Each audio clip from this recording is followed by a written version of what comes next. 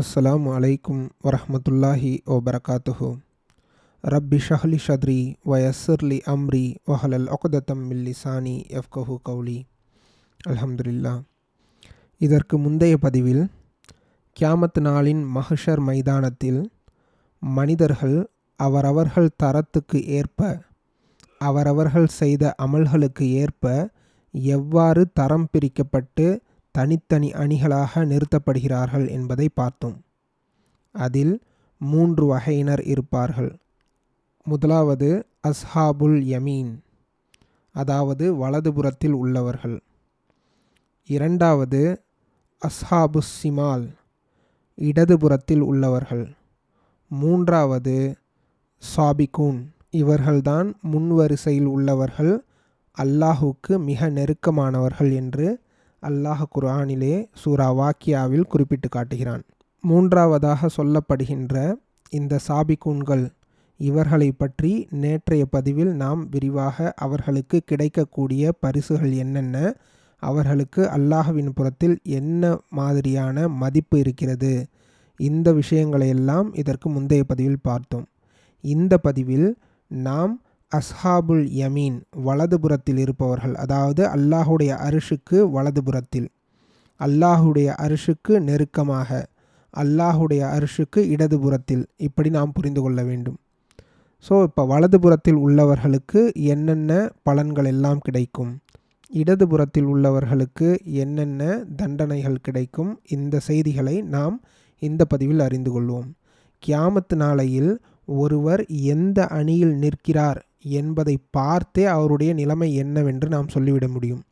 கேள்வி கணக்கு, விசாரணை, அதற்கு பிறகு அவர்கள் சொர்க்கமோ நரகமோ போவது எல்லாம் அவர்கள் நிற்கக்கூடிய அந்த அணியினரை பார்த்தே நாம் தெரிந்து கொள்ளலாம்.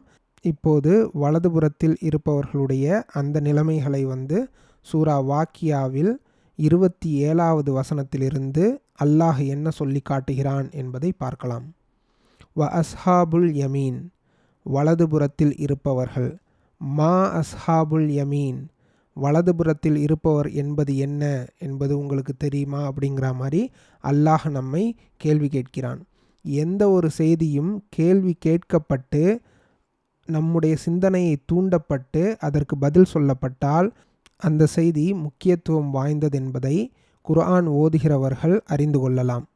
ஏதாவது ஒரு செய்தி சாதாரணமாக சொல்லப்பட்டால் அதற்கு நாம் சாதாரணமான அந்த விளக்கத்தை கொடுக்க வேண்டும். ஏதாவது ஒரு செய்தி இது போன்று கேள்வி கேட்டு சொல்லப்பட்டால் அல்லாஹ் நம்முடைய கவனத்தை ஈர்த்து அது எவ்வளவு முக்கியமான செய்தி என்பதை நமக்கு சொல்வதற்காக இப்படி கேள்வி கேட்கிறான். மா அஸ்ஹாபுல் யமீன், வலதுபுறத்தில் இருப்போர் என்பது என்ன அப்படின்னு சொல்லிட்டு கேட்குறான்.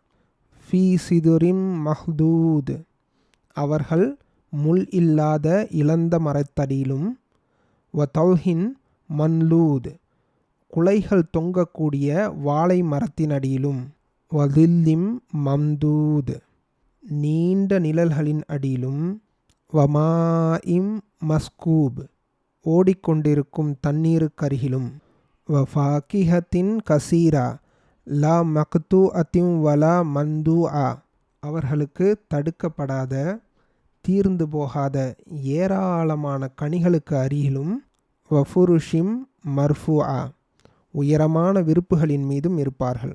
நாம் இதுக்கு முன்னாடி சாபிகூன்களை பற்றி பார்த்தோம். அல்லாஹுக்கு மிக நெருக்கமான 3வது அணியில் இருப்பவர்களுடைய அந்த பலன்களை பார்த்தோம். அவர்களுக்கு என்னென்ன, அவர்களுக்கு நல்ல அலங்கரிக்கப்பட்ட கட்டில்களும், அவர்களை சுற்றி சுற்றி வேலை செய்வதற்கான சிறு பிள்ளைகளும், அவர்கள் நினைத்த நேரத்தில் எந்த சாப்பாடு விரும்புகிறார்களோ அத்தனையும் கிடைக்கிறது. அவர்களுக்கு ஹூருலீன்களையும் அல்லாஹ் தருகிறான். அதனால் பார்த்தோம். இவர்கள் அதுக்கு அடுத்த தரத்தில் உள்ளவர்கள். இவர்களுக்கு என்னென்ன விஷயங்கள் எல்லாம் கிடைப்பதாக அல்லாஹ் சொல்லி காட்டுகிறான். முள் இல்லாத இலந்தை மரத்து அடியில். ஸோ இவர்கள் சும்மா மரத்துக்கு கீழே இருப்பாங்க. இவர்களுக்கு அங்கே உயரமான கட்டில்கள் போடப்பட்டிருக்கும். அங்கே இவர்கள் பக்கத்தில் குலை குலையாக காய்த்து தொங்கக்கூடிய வாழைப்பழங்கள், அவர்களுக்கு அருகில் எப்போதுமே ஓடிக்கொண்டிருக்கக்கூடிய நீர், அது மட்டும் இல்லாமல் இவர்களுக்கு எந்த நாளிலும் தடுக்கப்படாத அளவுக்கு அதிகமான பழங்கள், தீர்ந்து போகாத பழங்களையும் அல்லாஹ் கொடுப்பதாக இதில் பார்க்கிறோம். இவர்களுக்கு எந்தெந்த விஷயங்கள் எல்லாம் தரப்படவில்லை, அந்த சாபிக்கூன்களுக்கு கிடைத்தது போல சிறுவர்கள் இவர்களுக்காக வந்து சுற்றி சுற்றி வந்து பரிமாறுவதற்கு இல்லை. இவர்கள்தான் வந்து எல்லாமே செஞ்சுக்கிற மாதிரி தெரியுது. அது மட்டும் இல்லாமல் வந்து அவர்களுக்கு அலங்கரிக்கப்பட்ட கட்டில், இவர்களுக்கு வந்து சாதாரணமான படுக்கை. சாதாரணமாக வென்றால் வந்து இந்த உலகத்தில் உள்ள சாதாரண படுக்கையை வந்து நாம் வந்து ஒப்பிடக்கூடாது. சொர்க்கத்தில் கிடைக்கக்கூடிய அந்த இன்பங்களை இந்த உலகத்தில் எதனுடனும் நாம் ஒப்பிட்டு பார்க்க முடியாது. ஏனென்றால் அல்லாஹ் இந்த இன்பங்களை பற்றி பேசும்போது எந்த கண்ணும் கண்டிராத, எந்த காதும் கேட்டிராத, எந்த ஒரு மனமும் கற்பனை கூட செய்து பார்க்க முடியாத அளவுக்கான இன்பங்களை அல்லாஹ் வைத்துள்ளதாக கூறுகிறான். எனவே சாதாரணமாக என்று சொல்லக்கூடிய அந்த செய்தியாக இருந்தாலும் கூட அது இந்த உலகத்தில் நாம் பார்ப்பதற்கும் அந்த உலகத்தில் நாம் பார்ப்பதற்கும் மிக பெரிய வித்தியாசம் இருக்கும். அதனால் இவர்கள் அஸ்ஹாபுல் யமீன் அவர்களுக்கு கிடைக்கக்கூடிய இந்த செய்திகளை அல்லாஹ் சொல்லி காட்டுகிறான். அல்லாஹ் ஆலம் எந்த அளவுக்கு அது இன்பமயமானதாக இருக்கும் அப்படின்னு சொல்லிட்டு நாம் இன்ஷா அல்லாஹ் வந்து சொர்க்கத்தில் போய் வந்து தெரிந்து கொள்ளலாம். ஆனால் நிச்சயமாக சாபிக்கூன்களுக்கு கிடைக்கக்கூடிய அந்த உயர்தர பரிசுகள் வந்து இவர்களுக்கு கிடைக்காது. ஆனாலும் கூட இவர்களுக்கு கொடுக்கப்படுகின்ற அந்த பரிசுகளில் இவர்கள் திருப்தி அடைவார்கள். அதை நாம் புரிஞ்சுக்கணும்.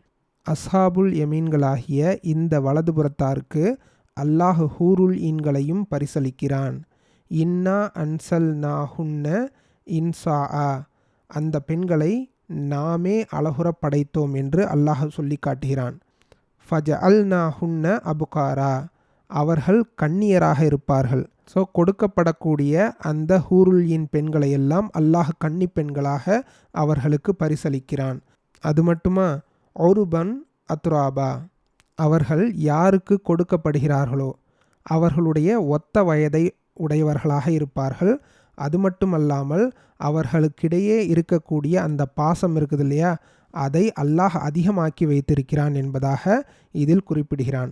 ஒத்த வயது இருந்தால்தான் வந்து நம்மளால் வந்து சரியான முறையில் பேசி அவர்கள்ட்ட வந்து பழக முடியும். அதனால் வந்து அல்லாஹ் அந்த ஹூருல் ஈன்களை கொடுக்கும்போது ஒரே வயதினை உடையவர்களாக அல்லாஹ் வந்து ஆக்கி வைத்திருக்கிறான். இந்த இன்பங்கள் எல்லாம் யார் யாருக்கு கிடைக்கிறது? லி அஸ்ஹாபுல் யமீன், வலதுபுறத்தில் உள்ளவர்களுக்கு. அதில் யார் யாருக்குன்னா கிடைக்குது? சுல்லத்தும் மினல் அவ்வலீன் வசுல்லத்தும் மினல் ஆஹிரீன். இது முதல் வகையினரில் ஒரு தொகையினருக்கும் கடைசி வகையினரில் ஒரு தொகையினருக்கும் ஆகிய வலதுபுறத்தில் உள்ளவர்களுக்காக உரியது அப்படின்னு சொல்லிட்டு அல்லாஹ் சொல்லி காட்டுகிறான். அல்லாஹ் நம் அனைவரையும் வந்து சாபிக்குன்களாக முதலில் ஆக்கி வைக்கட்டும். அப்படி இல்லை என்றால் குறைந்தபட்சம் அஸ்ஹாபுல் யமீன்களாகவாவது வந்து நம்மை இறைவன் ஆக்கி வைக்கட்டும். இதற்கு பிறகு ஒன்று வருகிறது, வ அஸ்ஹாபு சிமால். அஸ்ஹாபு சிமால் என்றால் யார்? இடதுபுறத்தில் இருப்பவர்கள். நாம் வலதுபுறத்தார்களாக இருக்கிறோமோ இல்லையோ, அல்லது அல்லாஹுக்கு நெருக்கமானவர்களாக சாபிக்கூன்களாக இருக்கிறோமோ இல்லையோ, ஆனால் அஸ்ஹாபு சிமாலாக இடதுபுறத்தில் இருப்பவர்களாக இருந்துவிடக்கூடாது. அல்லாஹ் நம்மை காப்பாற்ற வேண்டும். அப்படி இருந்துவிட்டால் மிகப்பெரிய தண்டனைக்கு உள்ளாகுவீர்கள். அதை உங்களால் தாங்க முடியாது. இப்போது அஸ்ஹாபுல் ஷிமால், இடதுபுறத்தில் உள்ளவர்களை பற்றி அல்லாஹ் கூறுவதை பார்க்கலாம். வ அஸ்ஹாபு சிமால் மா அஸ்ஹாபு ஷிமால், இடதுபுறத்தில் இருப்பவர்கள், இடதுபுறத்தில் இருப்போர் என்பது என்ன அப்படின்னு சொல்லிட்டு அல்லாஹ் கேட்கிறான். ஃபி சமூமிம் வ ஹமீம், அவர்கள் அனல் காற்றிலும் கொதிக்கின்ற நீரிலும், வலில்லிம் மீ யஹ்மூம், அடர்ந்த புகை நிழலிலும் இருப்பார்கள். அவர்களுக்கு நரகத்திலிருந்து வீசக்கூடிய அனல் காற்று தான் வந்து கிடைக்கும். இங்கே சொர்க்கத்தில் உள்ளவர்களுக்கு அழகான காற்று, குளிர்ச்சியான காற்று கிடைக்கும்.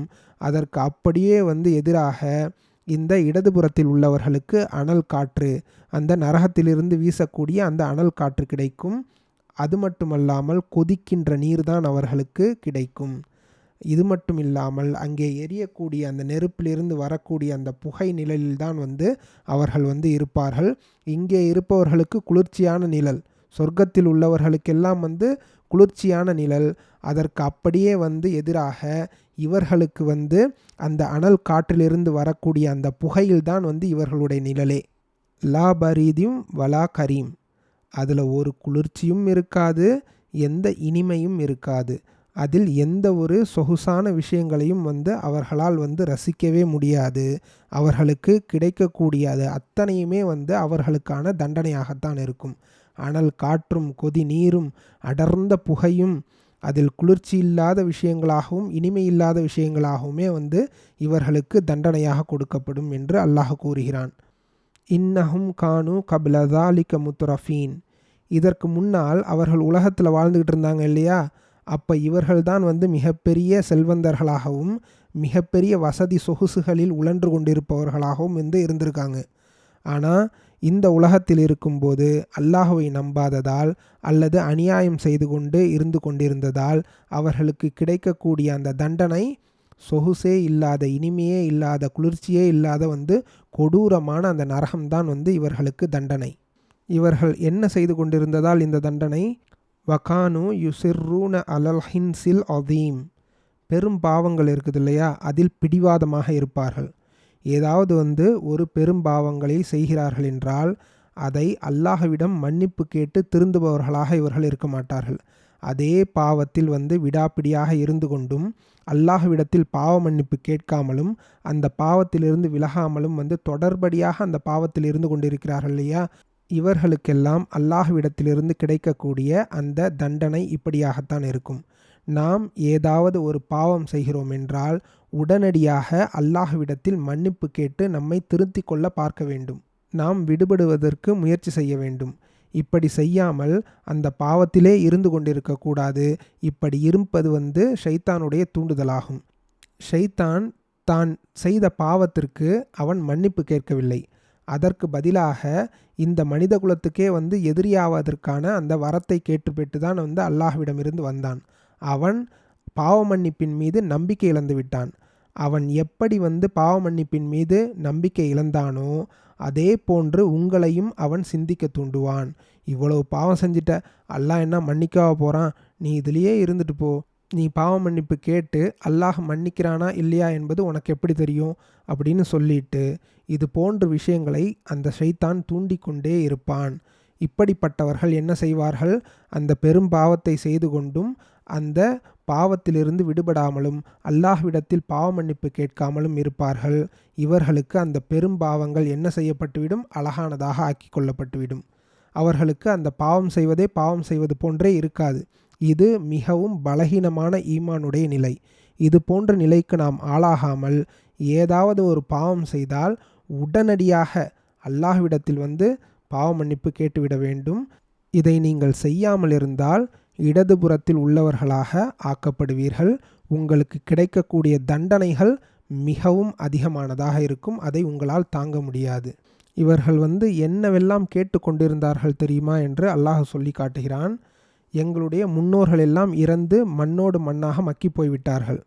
அவர்களோடு சேர்ந்து நாங்களும் மண்ணோடு மண்ணாக மக்கி போகப் போகிறோம். நாங்கள் மண்ணாகவும் எலும்புகளாகவும் ஆகிவிட்ட பிறகு உயிர்ப்பிக்கப்படுவோமா, மறுபடியும் எங்களுக்கு உயிர் கொடுத்து எழுப்பப்படுமா என்று அவர்கள் சொல்லி கொண்டிருந்ததாக அல்லாஹ் சொல்லி காட்டுகிறான். இவர்களுக்கு அல்லாஹுடைய பதில் என்ன தெரியுமா?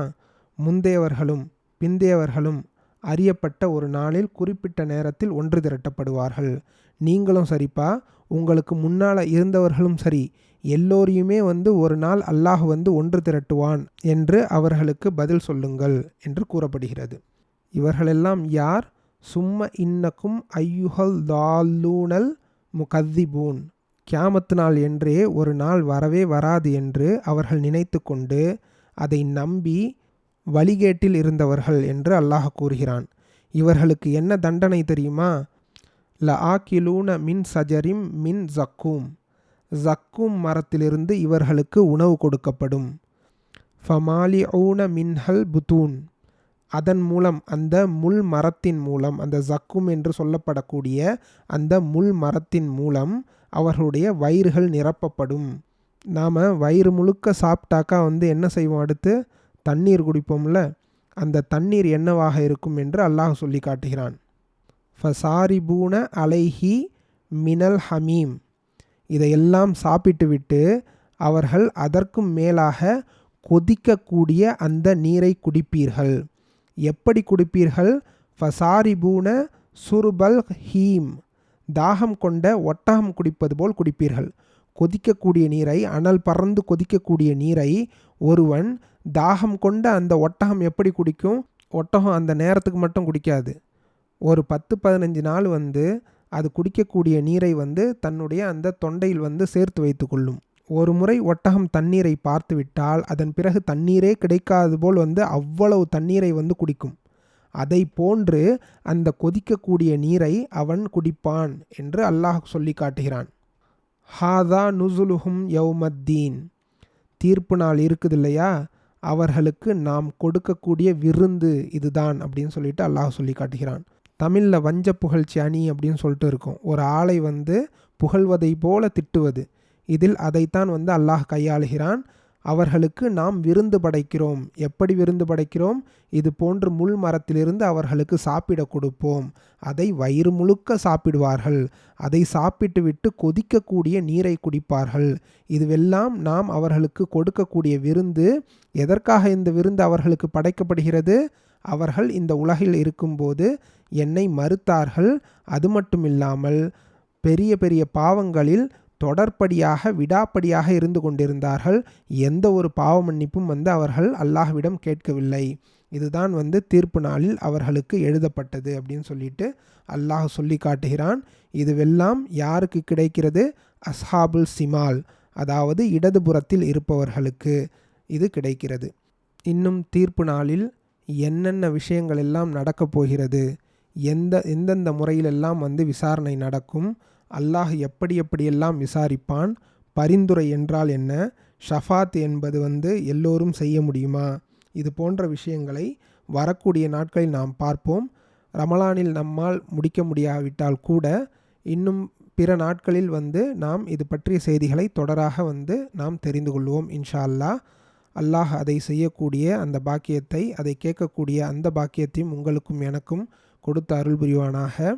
கேட்டபடி நடக்கக்கூடிய நன்மக்களாக நம் அனைவரையும் ஆக்கி அருள் புரிவானாக. வாஹத் தாவான் அல்ஹம்துலில்லாஹி ரப்பில் ஆலமீன்.